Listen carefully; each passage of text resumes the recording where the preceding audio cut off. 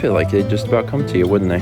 Yeah, like that one in New York. Mm-hmm. New York and Boston. I've had squirrels come to me on several occasions. Those are fox squirrels, by the way. Fox squirrels? Mm-hmm. They're different than gray squirrels or red squirrels. Those are fox.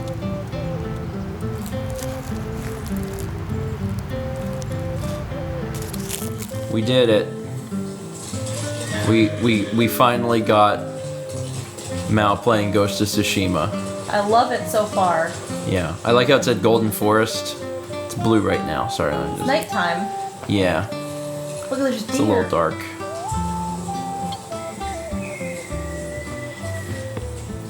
Mal said she was having a few struggles with the controls because it feels similar to Red Dead, but it has different controls than Red Dead. Yeah. So Mal was like jumping off of the horse. When I was trying to gallop.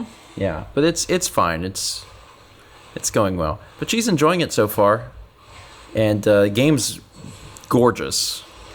But we've seen a good bit of the game actually in the past because we've seen some videos on it, and that's actually what Mao first saw and was like, oh, I think I'd really like to play that at some point. So it's nice that she finally gets to play it. Well, he's eating the tuna and crab food, so that's good. So one of the things that we've been dealing with a little bit is Kepler's food. I don't know how many months ago it was that we changed his food over, but he had been eating the Royal Canin wet food. This was a while ago.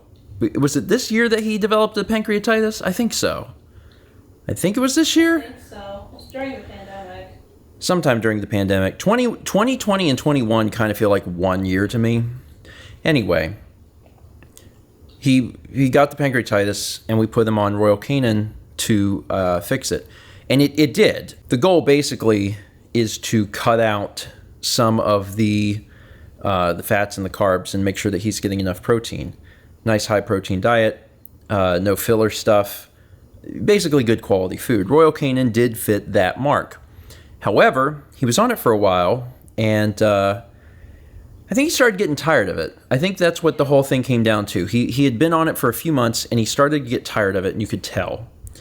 And then he was just kind of like, just picking at it a little bit. I would have to put some dry food in it, and I called it sprinkles. I would sprinkle a few on there, and then he'd like, okay, I'll eat this again. But you could tell that he didn't love it, so we were like, all right, it's time to look into another food. So Mao did a bunch of research into different foods, found a really helpful blog where someone was keeping track of... Cat food database. Is that what it's called? Cat food database? Mm-hmm. Cat food database, which like goes into extreme detail about the very specific contents of each individual food on the market. Wild stuff. Now took that data and then made a big, huge spreadsheet of it, and we could sort it by protein content, fat content, carbohydrates. We could do like price per ounce and like figure out all of this stuff. And we used it to make a decision about his next food that we were going to give him. And one of the best foods that... I got to back up for a minute here. Cat food really runs the gamut. Like, it's possible to spend wild amounts of money on cat food because you can buy cat food that you have to buy refrigerated. Like, you go to the pet store and, like, it's in a fridge. And, like, that butts up against, like, the maximum amount you can spend. It's also possible to buy... basically literal garbage for a cat. Like it's such a huge gamut. And we were in a particular bind because like we had to at least buy something quality for Kepler because the quality of the food is literally what's going to dictate whether his pancreatitis comes back or not. So it's like, okay, so we got to buy something good. We found that there was a really good balance between being a legitimately like super, super good quality cat food with ingredients against the price with Tiki Cat.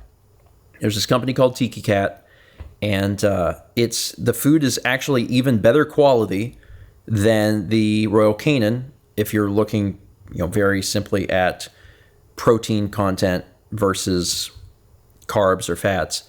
And it's actually cheaper in most instances. It varies by the particular flavor, but if you're buying the bigger cans and you're getting the particular flavors, it was actually cheaper than what we had been buying for the Royal Canin. So I was like, okay, let's get them on that. So we bought some of that, and there's a bunch of flavors, but the one that was like a ton of protein and was actually far cheaper than the Royal Canin was the tuna and crab flavor. And he has been eating on that for a little bit now, a few weeks, and then he started to get tired of it. And I was like, oh my God. So he'd been doing good, and then he starts to get tired of it, and then he'll just not eat. And it's not great because, again, he's got to eat that wet food, and he likes the dry food, and that's good. But the dry food is on a timer. He only gets a little of that each day, and he's got to make sure that he's eating the wet food because that's what keeps the pancreatitis away. So, it's not a great situation. We actually bounced back and forth between the Tiki Cat and the Royal Canin for a little bit. And if we varied it up a little bit, you could tell it was just boredom, because then he would be like, oh, okay, now I'll eat this. Oh, I'm bored of this. Oh, now I'll eat this other thing. Finally got rid of all the Royal Canin, and we made the decision to buy a variety pack of the Tiki Cat so we can try and figure out some flavors. So today was the first of that, because we have quite a bit of the tuna and crab, and we know that he likes it, but he doesn't want it all the time. So we're going to have to kind of try and come up with a few flavors and then bounce back and forth. For most of Kepler's life, that's actually what we did. Sagan has always had like a very specific diet, because his stomach was so messed up all the time. But for Kepler, we usually had 2 or 3 flavors, and then we would just alternate every single day, and he was fine. But sticking to just one flavor, he seems to get really bored of it. So we have all these variety packs, and we're basically on a new food journey for Kepler, where we are trying something new every day, and I'm marking down how he feels about it. And today was the first day of that, and it was chicken and egg. And he ate a little bit of it in the morning, I guess because he was hungry. And then as I've given it to him throughout the day, he's like, He like literally does not care at all. And we've always kind of suspected that he wasn't a huge fan of chicken because, several other times throughout his life when we've given him chicken stuff, he's been kind of like, I don't know. So, might be something to that. I'm not sure.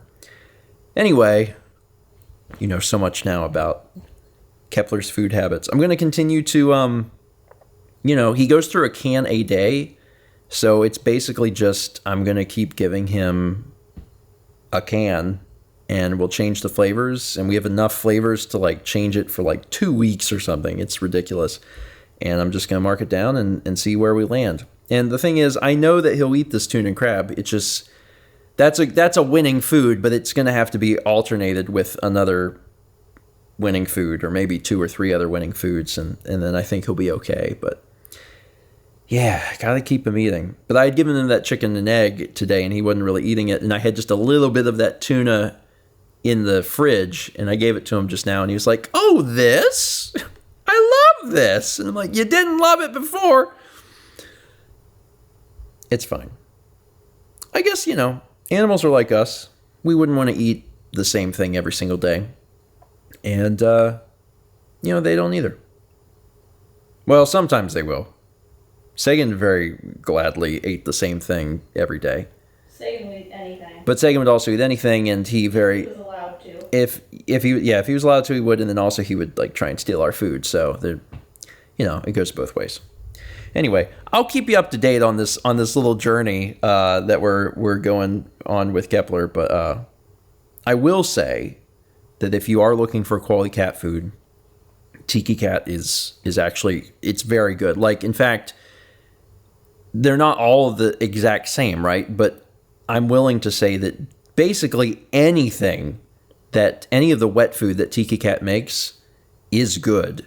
I'm impressed by it. We've been really impressed, by looking at the data on what it is.